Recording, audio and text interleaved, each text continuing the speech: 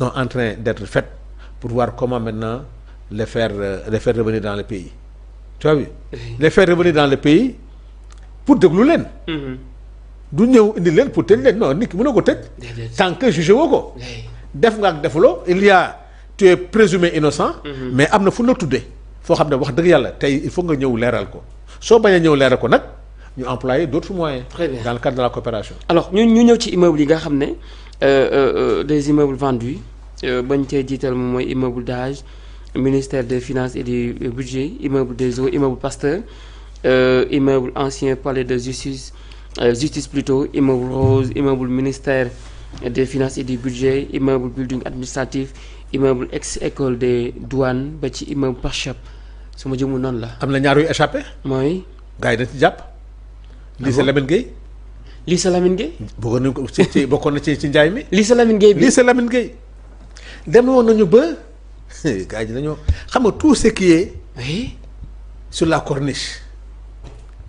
gars ñi tong-tongoon nañ ko. il a fallu que lycée Lamine Gueye jàpp ci. xamuñu fu ñu jëm ñu songu hôpital Dantec. songu l'ancien palais de justice. am na sax ñu doon xalaat. Rëbës. non Rëbës moom ki defoon nañ ko pare. am na ñu doon xalaat sax état major. am na sax ñu doon xalaat état major pour wax ne nangam. c'est-à-dire que corniche bi la ñu bëggoon a jël.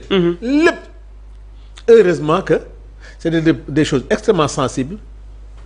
tu vois mais gis nga hôpital Le Dantec. hôpital Le Dantec nit ñi jàpp nañ ci ba sonn. oui mais li gën a jaaxal Sénégalais mooy immeuble building administratif. moo jaaxal. oui. non attention nag. bi nga xam ne moo janoo palais. dégg loolu teg ko de côté. oui. ñu vérifier le palais de la République. palais présidentiel. oui.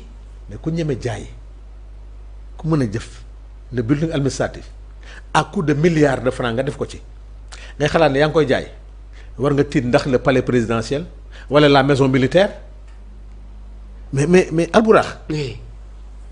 on a affaire à des faussaires. ñii li ñu ñeme def ko nga naan le seul responsable qui mérite d'être traduit à la haute cour de justice comme c'est Macky Sall. parce que Albourakh li mënul nekk ça c'est avec la signature de Macky Sall. immeuble building administratif bi nga wax nii l'école des douanes. am na yoo xam ne c'est symbolique. oui. dem na ba bâtiment wu ministère des finances. et du budget bi. oui. ces bâtiments. loolu mooy li am na yoo xam ne ci patrimoine bâti état. xam nga yi sax nañ jëli mooy yu gën a garaaw mais xëy na patrimoine bâti yi nga xam ne c'est des logements administratifs yooyu moo gën a scandale yooyu sax gars yi dañ dafa tuuti. am na ñoo xam ne seen dañ ko transféré def ko seen dëkkukaayu moom seen moomaa yu bopp mais da nga fàtte ne point E bi point E. trois quarts bi yëpp c'était des logements administratifs tey boo demee li fa état de sa bëreetul. bu dee am na. cela veut dire que képp koo xam ne nag nekk nga ci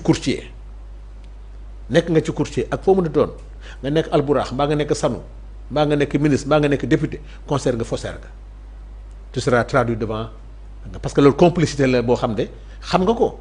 loolu moo tax ma ne Albourakh au-delà de tout ça parce que moi à un moment donné quand je travaille avec ce document avec certains loolu dama ci biir ñu arrêté ñu ne gars ñi est-ce que ils ont préparé leur départ parce que Albourakh on a l'impression que ñi lii da leen bett dem bi da leen bett parce que lii nga def ko parce que tout ce qu'ils ont fait ils l'ont fait intentionnellement. bi Sonko di wax naan si les chiffres ont été maquillés. la dette ëpp na lii. gars yi dañu la wax naan day wax rek. day def nii mais tey. on nous dit que même Farba Ngom affaire bi ëpp na loolu. di nga dem ñu ne la tel ministère nga may ma rek benn affaire bu ndaw boo xam ne tey maa ngi ko dégg ci le directeur des HLM. muy affaire bu garaaw. HLM bi nga xam ne moo war a def des logements sociaux qui n'a besoin que de terrain parce que l'État lui demande de faire des logements sociaux. kooku lu mu soxla lu suuf rek na soxla parce que nag mais boo demee ba état bi. di jël Albourakh comme privé ma jox ko ay terrain HLM dem ci Albourakh di jënd ay terrain loolu mën nga comprendre loolu que le directeur des HLM. dem ci privé boo xam ne état moo ko jox ay terrain mu dem ci kooku war ko jaay ay terrain HLM nu muy defati logement social. Voilà la gravité de ce qui s'est passé dans ce pays. Pour moi la rek foo ko natt. weesu na ko donc ce rapport là n'est qu'un début moo tax tout ce qui parle de forme. Albourakh bu ñu duggee fii nit sàcc fii Albourakh toog fii di warante dafa jaar ci étage bi wala dafa jaar ci palanteer bi wala jaar bunt bi ça importe peu. Il a volé. Il a fait du faux en écriture. La dette a été maquillée. Il y a de l'argent boo xam dafa dugg ci compte personnel. Il y a on a fait des emprunts dans des banques privées et puis danger boobu. Pourquoi état des fois di recourir quand même aux eurobonds parce que xam nga nos banques là seen liquidité bëriwul. état tey bu demee ci banque yooyu lépp xaalis bi mais le privé sénégalais là fu ñu lebi loolu moo tax l'état avait décidé. bàyyi les petites banques là bàyyi les privés dem di xaalis ñoon ñu dem dans le circuit normal bien que les eurobonds des fois c'est trop cher pour nous. Mais boo demee ba egg ci situation boo xam ne tu es obligé de reconnaître à ça mais ce que je peux te dire xoolal la page 11. page 11. dama page 11 sur les rattachements. Selon le principe de la comptabilité de caisse, les recettes doivent être comptabilisées dans la gestion au cours de laquelle elles ont été encaissées. À cet égard, l'article 153 du décret 2020-978 portant règlement général de la comptabilité publique précise que la période couverte par la comptabilité budgétaire est la gestion couvrant l'année civile sans période complémentaire. Mais lii. c'est là même si tu n'es pas comptable. Oui. mais xam nga ne. wax lii boo ko defee. yaa ko tey am nga looy nëbb. tey xam nga sénégalais il faut nga dem ak ñoom ci langage bu terre à terre. mooy. Albourakh ñaa ngi gérer ñaari kees am na boo xam ne bii keesu sans limite la. mais am ngeen kees boo xam ne ay natt la. oui. tey boo ñëwee tey ñuy auditer sans limite. nga bañ coow nga dem jël ci xaalisu natt bi dugal ko ci mooy am na looy nëbb de. cela veut dire que ce que tu présentes là c'est du faux. te yaa ko tey voilà des choses intentionnelles. très bien. que l'État a fait parce que li mu ci jublu woon mooy maquiller ay chiffres. diminuer le déficit bi ñu am. won Sénégalais que amuñu problème. maa nga dégg benn waay démb di casse parce que nee na nu mu tudd le président du groupe Ayib Daffé moo ne chaque Sénégalais va payer 1 million. mais oui quand tu prends 148 milliards. c'est Al Amin Lo moo ko wax keroog. moo ko wax ci conférence de presse bi. bien vrai que dinañ ñëw ci moom ndax nag ñu bari ñu ngi daan mi ngi doon liggéey ak président Macky Sall nekkoon ancien directeur national de la banque centrale lu bari ci moom itam laale na ca oui. waaw mais xam nga. il faut ñu comprendre. naka na le système budgétaire di fonctionner. très bien. même sax am na ñu doon impliqué sax Cheikh Diba. te xëy na xamuñu rôle Cheikh Diba c'est un fonctionnaire il charge de la programmation budgétaire il faut nga xam lan mooy programmation budgétaire la programmation budgétaire c'est des arbitrages c'est l'organisation. De la loi des finances mais am na ci loo xam ne c'est pas lui c'est le président de la République c'est le ministre des Finances. ñoom ñaar rek ñoo am possibilité bi def yenn yi le fonctionnaire c'est pas son rôle. très bien. La banque El Amin Lo yow fi nga nekk c'est l'État qui sollicite.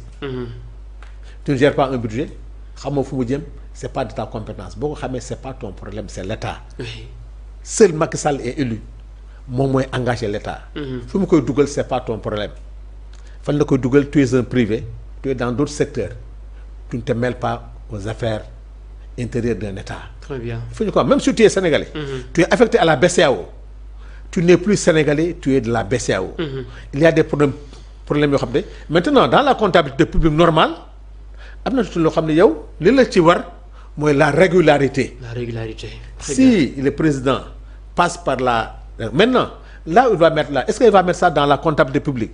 C'est pas ton problème. C'est l'État qui s'est engagé. Comme quand la Sénélec s'engage quand l'État donne son autorisation, s'engage, mais attends, l'État est obligé de veiller. La Sénélec qui s'est engagée par rapport au financement de la centrale telle de Bel Air et autres, est-ce que fa la jëm? Parce que demain s'il y a problème, c'est l'État qui s'est engagé par rapport à ça. Donc am na ci loo xam ne le seul responsable, oui, elle a été non, elle a été à la BCEAO, il était ailleurs. C'est ça n'a rien à voir avec la comptabilité publique du ministère des Finances, ça n'a rien à voir avec la gestion de l'État. Très bien. ñu ngi sàcc xaalis bi ñu ngi koy dugal feneen, c'est pas son problème. L'État a mis toutes les garanties pour emprunter de l'argent. La BCEAO, ce qui est mooy les normes éditées par la BCEAO, les normes éditées par l'UEMOA, bu ñu ko respecter, le reste c'est comme on dit à la Cour des comptes. Oui. La Cour des comptes dafa am benn mission boo xam ne moom lañ ko jox. te daf ci am lu Sénégalais yi xamul. Au-delà même que Macky Sall n'a pas fait l'état des lieux en 2019. Mais ñun bi ñëwee en 2024 on a trouvé 3 ans yoo xam ne la Cour des comptes n'a pas produit de rapport. 3 ans. 3 ans ñetti at. ñetti at. oui. Cour des comptes dafa présenté wul. Quand on les a interpellés ñu ne ñun naka la ñuy voté loi des finances alors que yow en tant que parlementaire su ma wotee budget ñu exécuté ko. ma def suma loi de règlement mais wax dëgg yàlla balaa maa voté beneen budget mais alwara xanaa ma xam yow budget bi ma la woteel comment la Cour des comptes l'a certifié. Est-ce que am na ay anomalie am na est-ce que tel. Oui. Mais yow tu t'en fiches l'État te ramène un budget. nga voté ko mu indiwaat beneen bi nga voté ko sans que yow de par la loi des règlements doo xool dara tu ne prends même pas le temps de et deuxièmement et quand on s'est battu tu sais qu'est-ce qu'ils ont dit. C'est parce que la Cour des comptes n'avait pas de personnel. Très bien. Comment tu peux mettre une institution aussi prestigieuse nga ne dans le cadre de la bonne transparence dans le cadre même des règles qui régissent l'UEMOA et autres, la Cour des comptes qui doit faire son travail ne peut pas le faire parce que tu n'as pas de personnel. Alors que c'est l'État qui fournit le personnel. Comme il y avait une volonté manifeste de ne pas vouloir une transparence. Muy première volonté manifeste de maquiller. Donc quand on est venu, on s'est battu avec eux.